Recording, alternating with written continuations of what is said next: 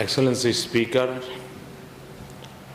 Dr. Jiko Luweni, Excellency Prime Minister Baini Maraman, members of the Parliament of the Republic of Fiji, Nishan Bola and Namaste. 2 months ago, Fijians voted in extraordinary numbers to elect this parliament. 6 months ago, Indians participated in the largest election in the history of this world. Today, I stand here grateful for this special gift, the honor to be among you to speak to this new parliament in celebration of democracy and to reaffirm our friendship. India is a nation of more than 1 billion. Fiji, a nation of 1 million. We are located in a different oceans, but what unites us today is our democracy, the diversity of the society, our creed that all human beings are equal, and our commitment to the liberty, dignity, and rights of every individual. What also links us today is that we both have women as a speaker of our parliaments. You have done better than us. 1 in every 7 members in this parliament is a woman. In India, it is just 1 in 9.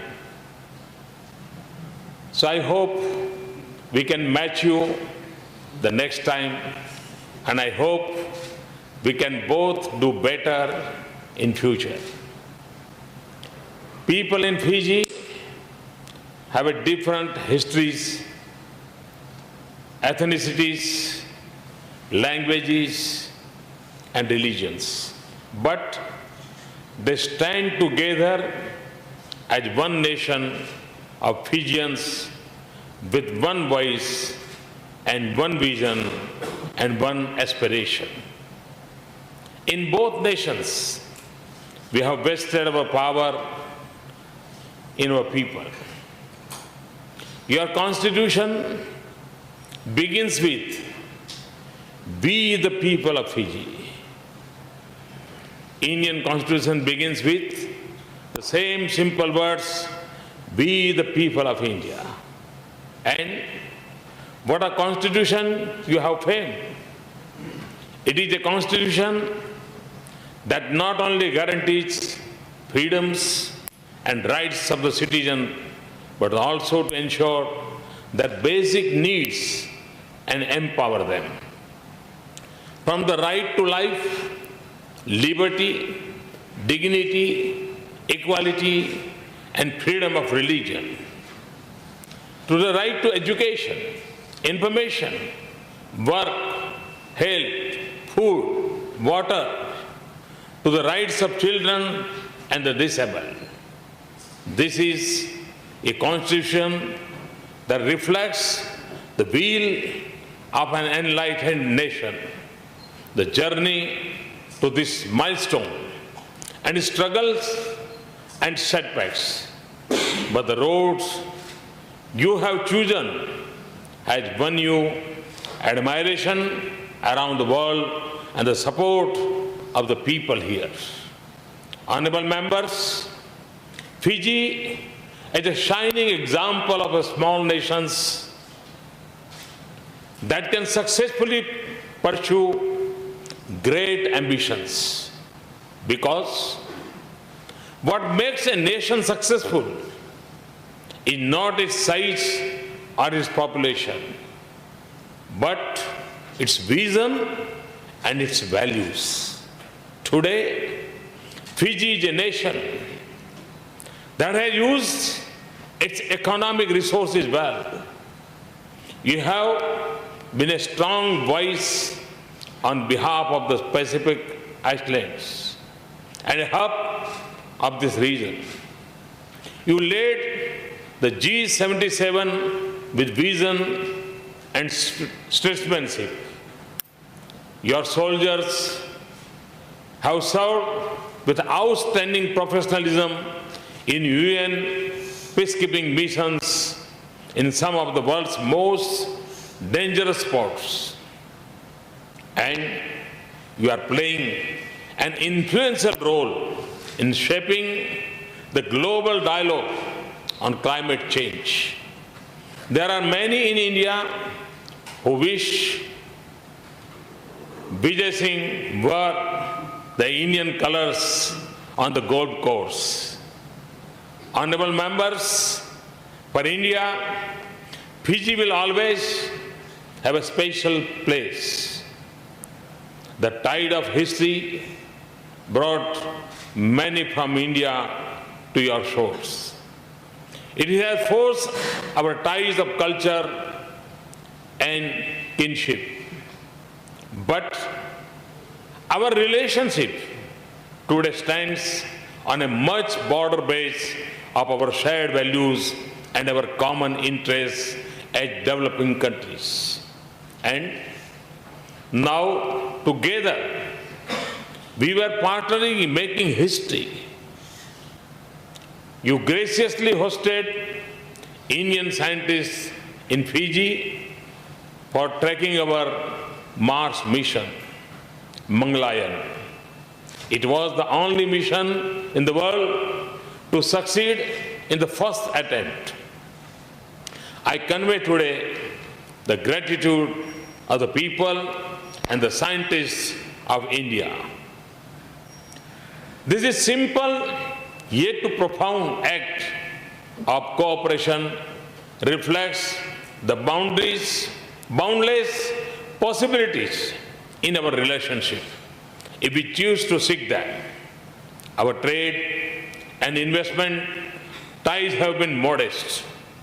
Our relationship in science, education, and culture could be stronger.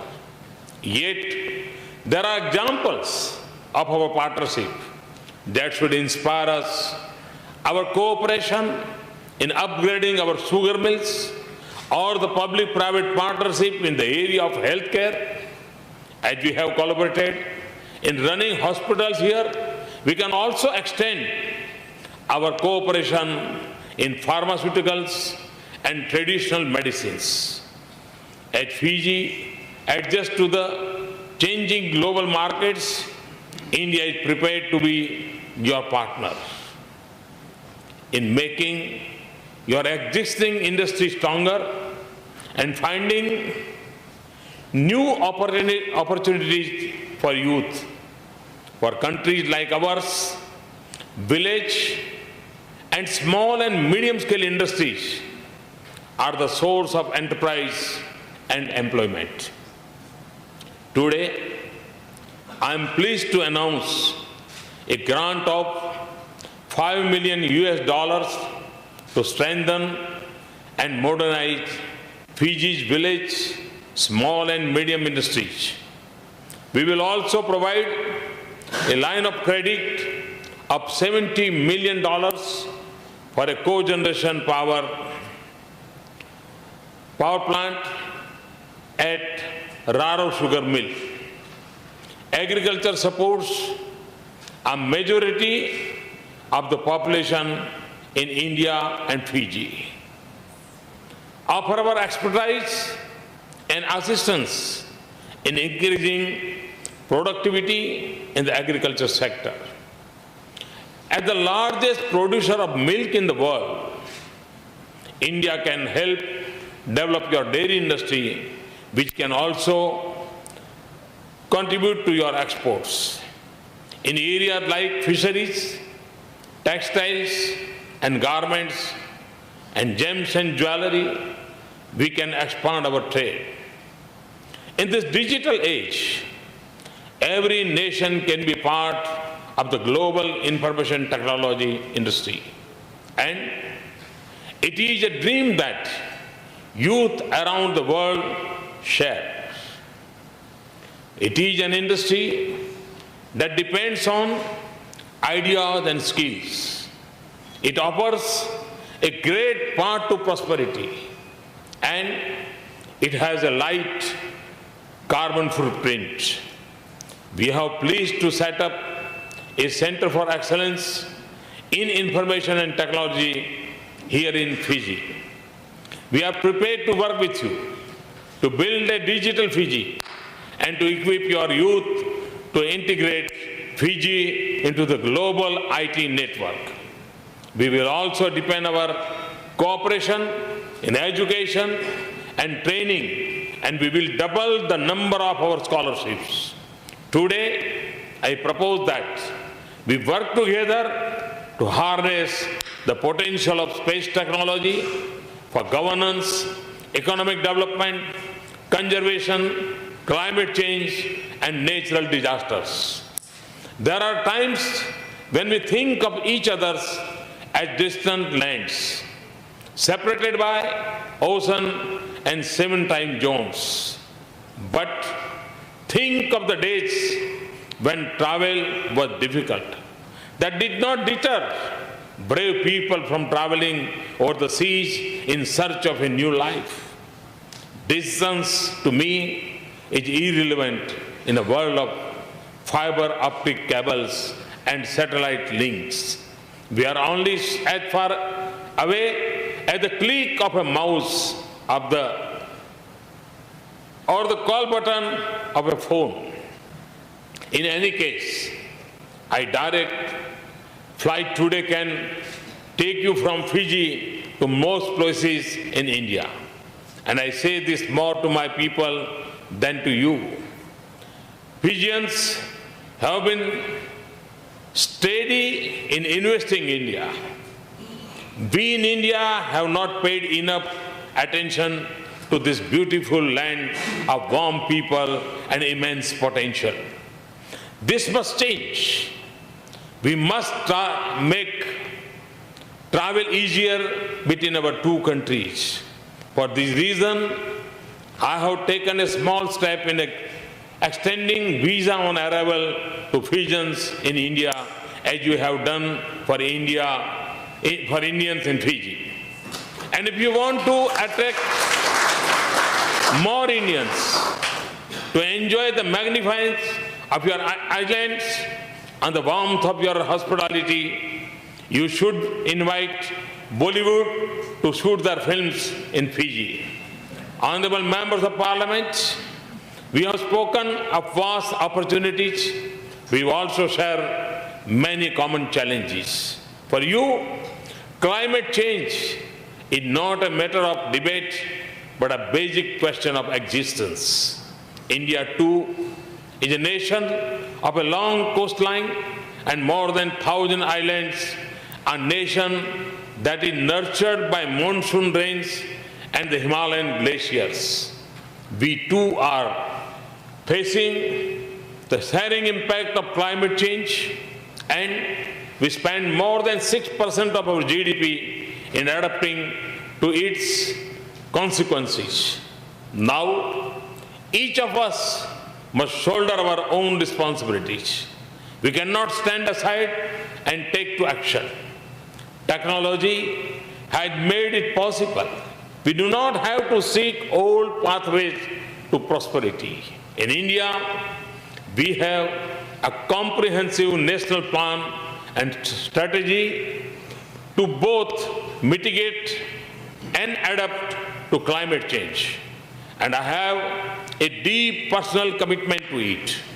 And we look forward to working with Fiji and areas such as wind and solar energy. But it is also equally important that the global community accepts its responsibility and implements its commitment. It should not become one in which the strong shift the burden on the others or impose the responsibilities of their excesses on the choices that other makes. It should not be an issue of economic advantage or trade competitiveness of one over the other. The world had agreed on a beautiful balance of collective action, common but differentiated responsibilities that should form the basis of continued action. This also means that the developed countries fulfill their commitments for funding and technology transfer. India has stood shoulder to shoulder with Fiji and the small island developing states in seeking a fair and urgent response from the international community. For a sustainable future, we also have a shared stakes in a peaceful, cooperative and prosperous Asia and Pacific regions. Stretching from the Indian Ocean through continental Asia into Pacific, this is a region of enormous dynamism and opportunities, but also a region with many challenges. Fiji is a leader in the region and a strong voice in the developing world. Together, we can also work for a future in the region in which there is an equal place for all nations and a climate of peace and tranquility. I thank Prime Minister and Fiji for the leadership in hosting my meeting with the Pacific leaders later today. Let us join hands to create an ocean of opportunity that stretches from the Indian Ocean to the Pacific Ocean. Sometimes our relations have been adrift. Let us chart a new course. Let us start a new era. When it does not take another 33 years for an Indian Prime Minister to visit Fiji, when Fijians and Indians work with each other from the comfort of familiarity and the ease that comes with the habit of regular partnership, when we draw strength from the ties of history and the bonds of emotions, seek new purpose in our many shared interests and seize our new opportunities. Thank you, Vinaka. Thank you. धन्यवाद.